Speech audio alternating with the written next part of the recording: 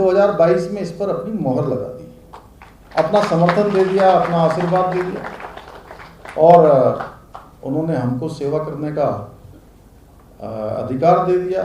पहली बार उत्तराखंड के इतिहास में एक नया इतिहास कि किसी भी राजनीतिक दल को लगातार उन्होंने दूसरी बार सेवा करने का अवसर प्रदान किया, एक मिथक भी तोड़ा।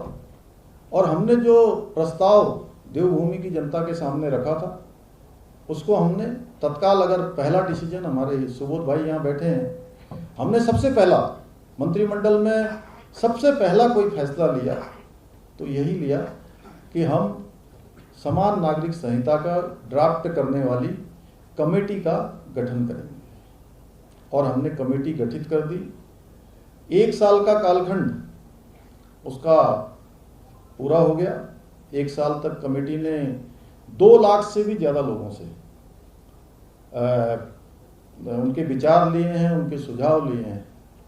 2,20,000 से ज़्यादा लोग, और उसमें बड़े बड़े विद्वानों से, विभिन्न प्रकार के सामाजिक संगठनों से, धार्मिक संगठनों से, अलग अलग ग्रुप्स में जाकर लोगों से बात की है, बड़े विद्वान लोगों से, स्टेक होल्डर्स, जो भी उससे प्रभावित होने वाले लोग हैं, उन सभी से बात करी है। और उन सभी से बात करने के बाद कमेटी ने अपना लगभग संकलन कर लिया है। और जल्दी ही, क्योंकि आज मैं देख रहा था अभी थोड़ी देर पहले कि रंजना प्रकाश देसाई जी और उनके साथियों ने आज कहा है कि हम लगभग ड्राफ्ट बनाकर हमने सारी तैयारी कर ली है। और जैसे ही वो ड्राफ्ट हमको मिलेगा, आप सबके आशीर्वाद से, देवभूमि की जनता के आशीर्वाद से, यहाँ के देवों के आशीर्वाद से, उत्तराखंड में ये काम हम सबसे पहले करेंगे। और हम करेंगे ही नहीं, मेरी अपेक्षा ये भी है कि देवभूमि ने जो काम शुरू किया है, देश की जनता बहुत लंबे समय से इस बात की मांग करती रही है कि देश के अंदर एक विधान, एक संविधान, एक निशान और एक प्रधान होना चाहिए। उसके लिए धारा 370 पहले ही समाप्त हो गई, देश के अंदर एक व्यवस्था पूरे देश के अंदर लागू हो गई। तो एक समान नागरिक संहिता का जो कानून है वह भी लागू होना चाहिए। तो उत्तराखंड इसकी अगुवाई करेगा और देवभूमि उत्तराखंड से इसकी शुरुआत हुई है। तो हमारी अपेक्षा है कि देश के सभी राज्य इस दिशा में आगे बढ़ें। और मुझे पूरा विश्वास है कि देश के अन्य राज्य भी, कुछ राज्यों ने इसकी पहल की है, गुजरात ने की है, मध्य प्रदेश ने की है, और भी राज्य इस दिशा में चलेंगे। तो आप सब लोग विद्वानों के बीच में आज मुझे ये बताना इसलिए कि ये जो साहित्य गौरव सम्मान ये शुरू किया है, यह भी जो है एक हमारे साहित्य को, भाषा को, हमारे जो इसकी रचना करने वाले हैं, आप सब लोग साहित्यकार लोग, कवि लोग, जिनका इसमें एक विराट योगदान रहा है, जैसे रतुड़ी साहब बैठे हैं, मिश्र जी बैठे हैं, यहाँ मेरे सामने एक से एक बैठे हुए हैं। मैं किसी का नाम लूंगा तो बड़ा लंबा हो जाएगा।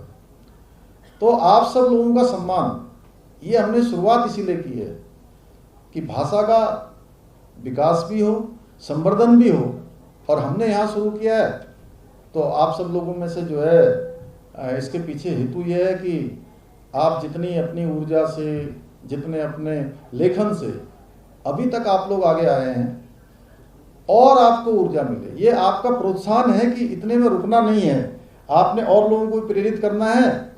और स्वयं तो आप प्रेरित हो ही रहे हैं, क्योंकि आप तो लिख ही रहे हैं, इसीलिए आप यहाँ पर हैं। तो सभी लोग इस दिशा में आगे बढ़ेंगे। मैं आप सबका बहुत धन्यवाद करता हूँ। और ये जो भाषा का काम है, ये हमारी परंपराओं और हमारी विरासत का बोध कराने वाला एक सतत रूप से एक अनुष्ठान भी है। और स्वामी दयानंद सरस्वती जी ने हिंदी की महानता से प्रभावित होकर एक बार कहा था कि हिंदी के द्वारा सारे भारत को एक सूत्र में पिरोया जा सकता है। कहते हैं वो क्या है, अलग भाषा, अलग वेश, फिर भी अपना एक देश। हम लोग बचपन में ये कहते थे। तो और हमारे देश के पूर्व में भारत रत्न प्रधानमंत्री अटल बिहारी वाजपेयी जी ने जो संयुक्त राष्ट्र संघ में 1977 में उनके अधिवेशन में अपना भाषण हिंदी में दिया था। वो हम सभी के लिए एक ऐतिहासिक क्षण था और अटल जी की एक कविता से आप उस क्षण को आज निश्चित रूप से, आज वो हमारे बीच में नहीं है, लेकिन फिर भी जब अटल जी का देहांत हुआ था ऐसा लगता ही नहीं था कि अटल जी हमारे बीच में नहीं है। काफ़ी समय तक ऐसा लगता था कि अटल जी आज भी हमारे बीच में वैसे ही हैं, अटल जी हमारे बीच से नहीं गए हैं। उस समय उन्होंने लिखा था, गूंजी हिंदी विश्व में, गूंजी हिंदी विश्व में स्वप्न हुआ साकार, राष्ट्र संघ के मंच से हिंदी का जयकार, हिंदी का जयकार, हिंदी हिंदी में बोला, देखा स्वभाषा प्रेम, विश्व अचरज से डोला, विश्व अचरज से डोला। अटल जी हिंदी के बड़े उपासक थे और उन्होंने आजीवन इस भाषा की सेवा करने में, इसको समृद्ध बनाने में, इसके संवर्धन में, विकास में उनका बहुत बड़ा योगदान था। और आज हमें गर्व है कि अटल जी के द्वारा जो मार्ग दिखाया गया या जिस प्रकार से उन्होंने इसको आगे बढ़ाया, उसी को आज हमारे प्रधानमंत्री श्री नरेंद्र मोदी जी के नेतृत्व में भी आगे बढ़कर हिंदी का जो है आज वैश्विक रूप से प्रचार और प्रसार किया जा रहा है। और आज मोदी जी विश्व भर में हिंदी का माथा ऊंचा कर रहे हैं, लगातार एक गौरव प्रदान करने का काम उनके माध्यम से हो रहा है। और अटल जी के बाद यही ऐसे प्रधानमंत्री हैं, दूसरे नेता हैं, जो बड़े से बड़े जो वैश्विक कार्यक्रम होते हैं, वैश्विक सम्मेलन होते हैं, उसको हिंदी में संबोधित करते हैं। यह हमारे सबके लिए बहुत बड़ी गौरव की बात है। और सबसे महत्वपूर्ण बात यह भी है कि हिंदी का विकास किसी अन्य भाषा या बोली की कीमत पर नहीं हो रहा है, बल्कि आज भारत की सारी भाषाएं एक साथ बढ़ रही हैं। और जो भारत की नई शिक्षा नीति आई है, राष्ट्रीय शिक्षा नीति, उसमें भी बच्चों को मातृभाषा में जो है शुरुआती जो उनकी शिक्षा है उसमें देने की व्यवस्था की है। मुझे उम्मीद है कि उत्तराखंड जैसे हमारे पर्वतीय प्रदेश में हिंदी के साथ साथ गढ़वाली है, कुमाऊनी है, जौनसारी है, आदि बोलियों का भी विकास होगा। उसका भी हम लोगों ने संकल्प लिया है। हमारे यहाँ गढ़वाली, कुमाऊनी, जौनसारी बोलियाँ बोली जाती हैं, परंतु हमारे प्रदेश का हिंदी के साथ एक गहरा लगाव है, हम सब जानते हैं। और आज मुझे अत्यंत खुशी है कि साहित्य गौरव सम्मान पाने वाले साहित्यकारों में वो साहित्यकार भी शामिल हैं जिन्होंने अनेक विशिष्ट जो बोलियां हैं उन्होंने अपना उसमें रचना कर्म किया है। यह बात सत्य है कि समाज अपनी भाषा और बोलियों का सम्मान नहीं करता है। जो भी भाषा, जैसा अभी सुबोध भाई कह रहे थे, बड़ी अच्छी बात, कि जो अपने जड़ों से नहीं जुड़ा रहता है, अपनी भाषा से नहीं जुड़ा रहता है, और निश्चित रूप से कहीं ना कहीं वो कितना भी ऊंचे उस पर पहुंच जाए, उसकी प्रतिष्ठा क्षणिक होती है, वो स्थायी नहीं होती है।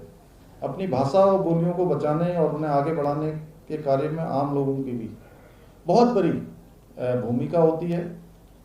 और ये जो काम है बोली भाषा को आगे बढ़ाने का, हम सभी को कहीं न कहीं अपने भीतर से इसको प्रारंभ करना होगा।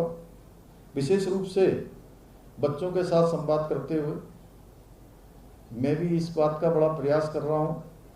अपने बेटे को मैं सिखाने की कोशिश करता हूँ, अपनी माताजी से भी बोलता हूँ कि इसको जरूर सिखाइए।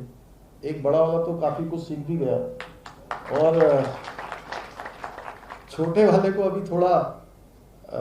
वो थोड़ा ज़्यादा चंचल है, तो अभी उतना नहीं पकड़ पाता है। लेकिन अगर हम सिखाने का प्रयास करेंगे तो मैं समझता हूँ निश्चित रूप से बच्चे सीखेंगे, संवाद करेंगे, और मातृभाषा और आम बोलियों का हम लोगों को प्रयोग जरूर करना चाहिए, क्योंकि ये एक ऐसा मंच है। और आप सब लोगों के माध्यम से, भले यहाँ पर बहुत आज कई हजारों में लोग नहीं हैं, लेकिन मैं ऐसा मानता हूँ जितने भी लोग आज इस सभागार के अंदर हैं, वो सारे के सारे लोग एक कुंभ में 1000 से कम नहीं मानता हूँ।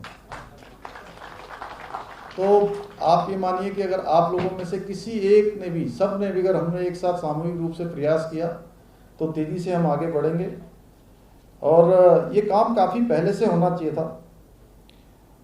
केंद्र की पिछली सरकारों के कार्यकाल में इस दिशा में जो बहुत काम होना चाहिए था वो काम नहीं हुआ, लेकिन आज उसकी भरपाई मोदी जी के नेतृत्व में की जा रही है। क्योंकि हमारा जो वैचारिक निष्ठा हिंदी के साथ है वो कभी समाप्त नहीं हो सकती है, वो हमेशा बनी रहेगी। आज आधिकारिक मंचों से लेकर शिक्षा तक में हिंदी को एक अभूतपूर्व स्थान दिया जा रहा है। और बहुत सारी जगह पर ऐसा है कि इंजीनियरिंग और मेडिकल जैसे विषयों की पढ़ाई में भी अब हिंदी में होना कोई स्वप्न नहीं, जबकि कुछ वर्ष पूर्व अगर हम इसके बारे में सोचें तो महज एक कल्पना हुआ करती थी। आज हिंदी के गौरव को बनाए रखने का जो दायित्व है वो हम सब लोगों का है। मुझे पूरा विश्वास है कि हमारी युवा पीढ़ी हिंदी को एक नवीन स्तर देने का कार्य करेगी। आइए हिंदी के विकास के लिए हम सब लोग मिलकर काम करें और तभी हिंदी को जो एक अपेक्षित सम्मान है वो प्राप्त होगा। भाइयों बहनों, आज जो एक कार्यक्रम है इससे लोक भाषाओं पर जो हमारे विद्वान साहित्यकार हैं उनके मध्य विचार विमर्श किया जाएगा, जो शायद कल तक कार्यक्रम चलेगा। आज कवि सम्मेलन भी यहाँ पर होने वाला है, जिसमें हिंदी और अन्य भाषाओं का संरक्षण, विकास, उसका उत्थान हो सके, उस पर निश्चित रूप से चर्चा होगी। मुझे विश्वास है कि आपके महत्वपूर्ण सुझावों को संस्थान अपनी जो भविष्य की जो हमारी योजनाएं हैं, कार्य योजनाएं हैं, उन सभी में आपके विद्वानों के जो विचार आएंगे उसको सम्मिलित करेंगे, उसके संवर्धन के लिए और क्या हो सकता है। क्योंकि ये जो आज ये सम्मान समारोह आयोजित हुआ है, यह भी हम लोगों ने जब पिछले दिनों बैठक करी थी, उस बैठक में ही ये सब लोगों के बीच में से विचार आया और हमें लगा कि सबसे अच्छा विचार है, इसकी हमें शुरुआत करनी चाहिए। और वैसे भी जो अच्छे काम है उसके लिए देर किस बात की। और उत्तराखंड के अंदर हमको सभी काम ऐसे करने हैं कि जिससे लोगों का भी विकास हो, भाषा का भी विकास हो, राज्य का भी विकास हो। उसके लिए हम सब लोगों ने इस काम को आगे बढ़ाया है। मुझे भाइयों बहनों आपसे कहना है कि उत्तराखंड भाषा संस्थान ने कई सारे महत्वपूर्ण कार्य किए हैं। अब सरकार ने हिंदी अकादमी, पंजाबी अकादमी, उर्दू अकादमी, लोक भाषा बोली अकादमी को एक छत के नीचे लाते हुए, इंटीग्रेटेड बनाते हुए उत्तराखंड भाषा संस्थान को पुनर्गठित किया गया है। हमारी सरकार द्वारा संस्थान के पदों को भी, इसका सृजन का काम भी चल रहा है।